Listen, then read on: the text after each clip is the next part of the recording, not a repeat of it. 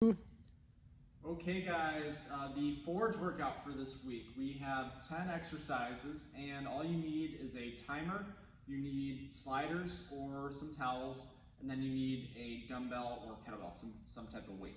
Okay, so what you're going to do is you're going to go to your timer and the clock is just going to run. And you're going to work for 20 seconds and rest for 20 seconds in between each movement. You're going to do that all the way down the list for all 10. Now, depending on how you feel, the way the Forge is working this week, we're going to go right into the second round. But if you feel like you need rest, if you're doing this on your own, you can obviously rest a little bit extra if you want. But just know that the Forge this week, we're going 20 on, 20 off, all the way through all 10. And we're doing 5 rounds in a row without any additional rest. Okay, so that's the format for the Forge. Movements we have. Movement number 1 is a bound. You'll have a couple options here. Now, a bound means you're going to start off on one leg. We're going to jump up and out a good distance, really powerful, right? So up and out, landing on the other leg, really soft and quiet, right? You never want to pound your feet into the ground. Now, if bounding doesn't work, so you'll just repeat that process for the 20 seconds. Balance, reset, really use the arms right there. 20 seconds right there, repeating the process. So right after that, guys, also just know that bounding, you can also do puddle jumps, right? So if bounding doesn't work, you could do puddle jump instead, a little bit less powerful, okay? So bounding or puddle jump. Right after that, guys, you have 2 options. You have the bear crawl or bear.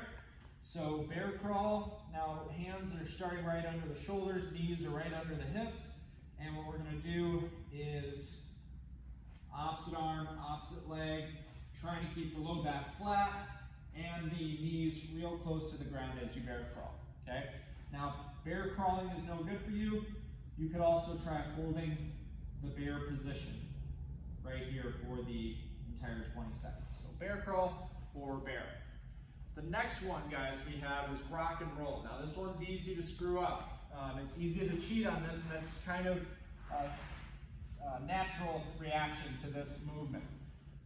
So don't worry if that's the case, but what we want to do here is grab down by the shins and we're just going to rock and roll back and forth here. It should be short and sweet. If it's any bigger of a roll and rock like this right here, this you can tell I'm using momentum from my head and my chest. But if I'm only using my abs to move myself, flexing over and over, it's going to be a shorter movement just like that, okay? So it should be really short and sweet. You could hold on to your shins. You could also let go with your hands out in space. It's going to make it much harder, okay? So rock and roll right there. The next move, guys, we're going to flip it over, and we have dead stop push-ups. This can be done from the knees or the toes. The key, as usual, is keeping the elbows in tight all the way down to the ground. You're going to lift your hands off, back up, rinse and repeat at your own pace. Again, it could be from the knees or the toes, depending on the challenge, how challenging it is for you guys individually, right? So dead stop push up there.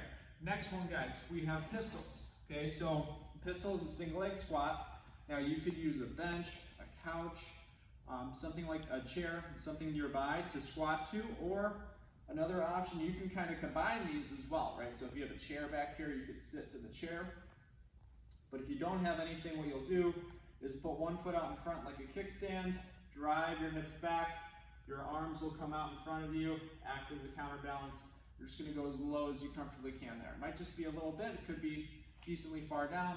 You're going to stick with the same leg over and over for that 20 seconds rest, and then you'll flip and do the other side right after that. So pistol on one side, then pistol on the other.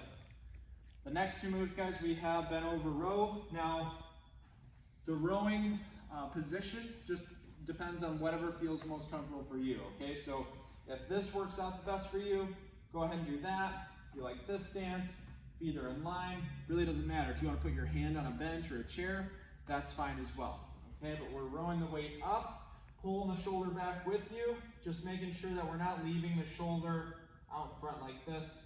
So bring the shoulder with you.